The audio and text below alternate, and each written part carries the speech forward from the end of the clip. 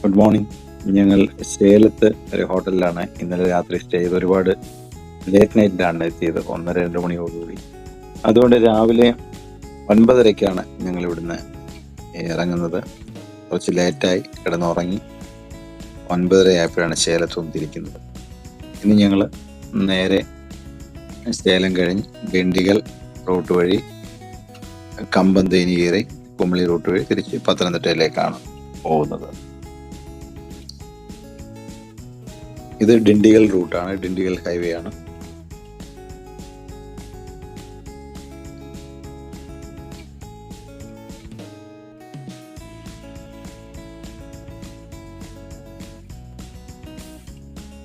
അത്യാവശ്യം നല്ലൊരു ഹൈവേ ആണ് ഡിണ്ടിഗൽ സേലം ഹൈവേ.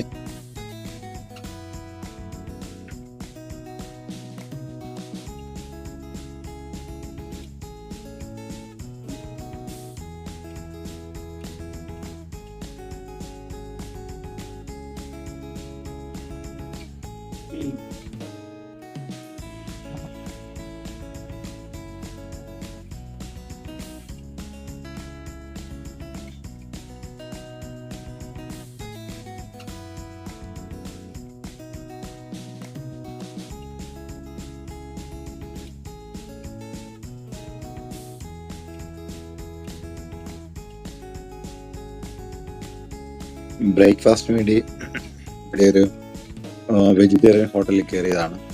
അത്യാവശ്യം ഈ റൂട്ടുകളിലൊക്കെ എപ്പം പോയാലും വെജിറ്റേറിയൻ ഹോട്ടലാണ് ഞങ്ങൾ ചൂസ് ചെയ്യാറുള്ളത്. കാരണം കുറച്ച് വൃത്തിയും നല്ല ഫുഡും ഒക്കെ കിട്ടുന്നത് വെജിറ്റേറിയൻ ഹോട്ടലിലാണ്. അതുകൊണ്ട് ഞങ്ങളും ഇവിടെ വെജിറ്റേറിയൻ ഹോട്ടലിൽ കയറി ഇവിടുന്ന് ഫുഡ് ടെസ്റ്റ് കഴിച്ച് നീങ്ങാമെന്ന് വിചാരിക്കുന്നു. അത്യാവശ്യം കുറച്ച് ലേറ്റായി, 9:45-10 മണിയോളം ആകാറായി. ഇവിടെ സ്പെഷ്യൽ ദോശ ഓർഡർ ചെയ്തു. ഇവരുടെ എന്തോ ഒരു സ്പെഷ്യൽ ദോശയായിരുന്നു, ഗീ റോസ്റ്റ് സ്പെഷ്യൽ ആയിരുന്നു ഇവരുടെ. അത്യാവശ്യം നല്ല ടേസ്റ്റ് ആയിരുന്നു. ഇവിടുന്ന് ഞങ്ങൾ തിരിക്കുകയാണ്. ഇവിടെ ഇത് പുതുസാരിപ്പെട്ടി എന്ന് പറയും, ഇവിടെയാണ്. ഇവിടെ നിന്നും തിരിച്ച് നേരെ ഞങ്ങൾ ഡിണ്ടിഗലെത്തി. ഡിണ്ടിഗൽ ഉച്ചയോടുകൂടി ഡിണ്ടിഗൽ എത്തുമായിരിക്കും. ഡിണ്ടിഗലിൽ ചെന്നിട്ട് അവിടുന്ന് ഫുഡ് കഴിച്ച് പോകാമെന്നാണ് വിചാരിക്കുന്നത്.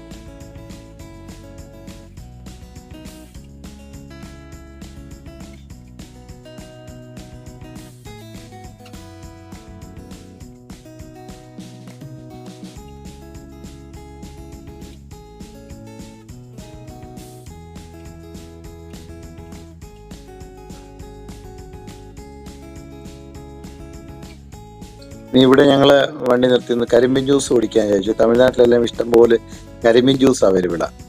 അപ്പൊ ഇവിടെ നല്ല കരിമ്പിൻ ജ്യൂസ് ആയിരുന്നു. ഇവിടെ ഞങ്ങൾ കരിമ്പിൻ ജ്യൂസ് പറഞ്ഞു. ഞങ്ങൾക്ക് എല്ലാവർക്കും ഇവിടുത്തെ കരിമ്പിൻ ജ്യൂസ് ഇഷ്ടപ്പെട്ടു. കരിമ്പിൻ ജ്യൂസ് കുടിച്ചു. അപ്പൊ ക്ഷീണം മാറ്റാൻ വേണ്ടി ഒരു 10 മിനിറ്റ് ഞങ്ങൾ ഇവിടെ റെസ്റ്റ് എടുത്തു. നല്ല വെയിലായിരുന്നു ഈ സമയത്ത്. ഏകദേശം ഒരു 11:45 ഇപ്പം ടൈം. ഇനി ഇവിടെ നിന്ന് വീണ്ടും യാത്ര തിരിക്കുകയാണ്.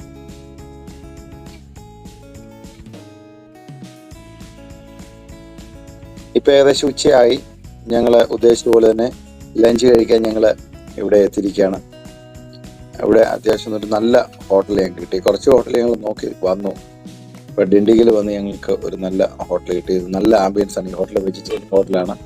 നല്ല ഫുഡ് കിട്ടുന്നതായിരുന്നു. അത്യാവശ്യം നല്ല ഇതിന്റെ ഓപ്പോസിറ്റ് ആയിട്ടൊരു ബാത്റൂമും റിഫ്രഷ് ഏരിയ ഒക്കെ ഉണ്ട്. അവിടെ പൈസ കൊടുത്ത് തന്നെ കയറണം. അതുകൊണ്ട് പൈസ കൊടുക്കുന്ന റിഫ്രഷ്മെന്റ് ഏരിയ ആയതുകൊണ്ട് അത്യാവശ്യം നല്ല ക്ലീൻ ആയിരുന്നു.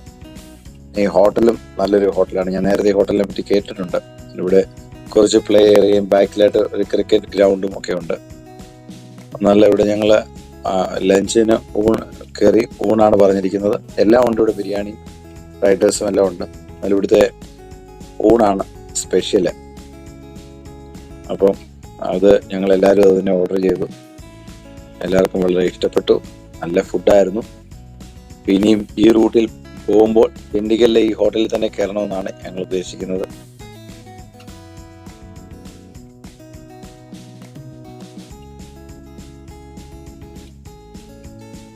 ലച്ചുമോൻ മാത്രമേ ഉള്ളൂ ഇന്നത്തെ ചപ്പാത്തിയും പനീർ കറി പറഞ്ഞിരിക്കുന്നത്. അവൾക്ക് എവിടെ ചെന്നാലും പനീർ കറിയാണ് അവിടെ ഫേവറേറ്റ്.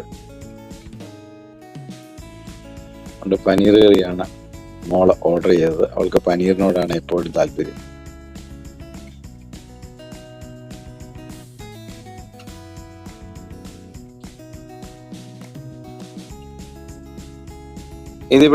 ഇതിന്റെ ഹോട്ടലിന്റെ പുറത്തായിട്ട് തന്നെ പാർക്കാണ്. അത്യാവശ്യം ഫുഡൊക്കെ കഴിച്ചൊന്ന് റെസ്റ്റ് ഒക്കെ എടുക്കാനുള്ള ഒരു ഏരിയ, ഒരു ചെറിയ പാർക്ക്. കുറച്ച് അരയന്നങ്ങളെയൊക്കെ വളർത്തി കുറച്ച് മീനുകളെ വളർത്തുന്നുണ്ട്. അവിടെയൊക്കെ നമുക്ക് പോയിരിക്കാനും ഒക്കെ നല്ല വൈബാണ്. ഇവിടെ ആ ബാക്കിലായിട്ട് കാണുന്നത് ഒരു ക്രിക്കറ്റ് ഗ്രൗണ്ടാണ്.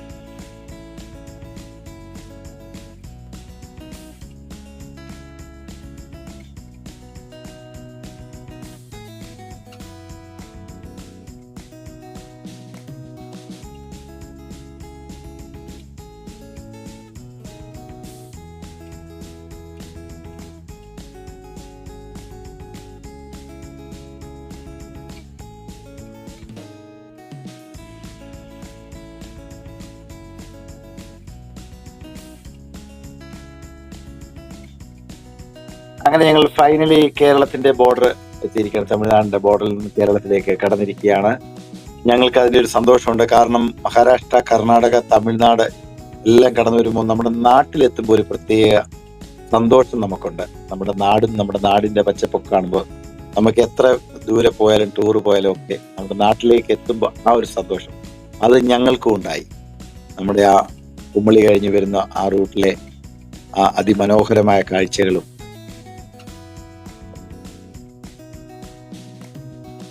ഇപ്പം സമയം ഏകദേശം ഒരു 6:30 കഴിഞ്ഞ് ഞങ്ങൾ ഏകദേശം ഒരു 9 മണിയോടുകൂടി ഈ പത്തനംതിട്ടയിൽ എത്തിച്ചേരുമെന്നാണ് പ്രതീക്ഷിക്കുന്നത്.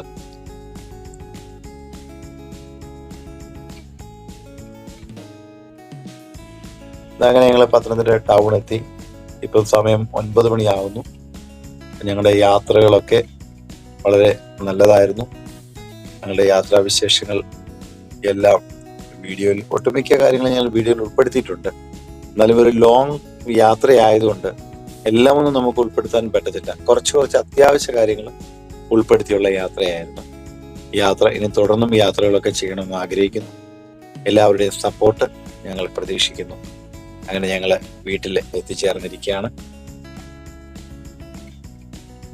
ഏകദേശം 10 ദിവസത്തോളമായി ഞങ്ങൾ ഇവിടുന്ന് പോയിട്ട്. വീടെല്ലാം അടച്ചിട്ട് പോയിരിക്കുമായിരുന്നു. അങ്ങനെ ഞങ്ങളുടെ വീട്ടിലെത്തി. സന്തോഷമായിട്ട് യാത്രയൊക്കെ വളരെ സുഖകരമായ യാത്രയായിരുന്നു. യാത്രയിലൊക്കെ തുടർന്നും പുതിയ യാത്രാവിശേഷങ്ങളുമായിട്ട് ഞങ്ങൾ വീണ്ടും കാണുന്നതായിരിക്കും. അപ്പോൾ ഇതുവരെയുള്ള വീഡിയോ എല്ലാവർക്കും ഇഷ്ടപ്പെട്ടെന്ന് വിചാരിക്കുന്നു. എല്ലാവർക്കും ഇഷ്ടപ്പെട്ടെങ്കിൽ ലൈക്ക് ഷെയറും തരിക. എല്ലാവർക്കും ഒരിക്കൽ കൂടി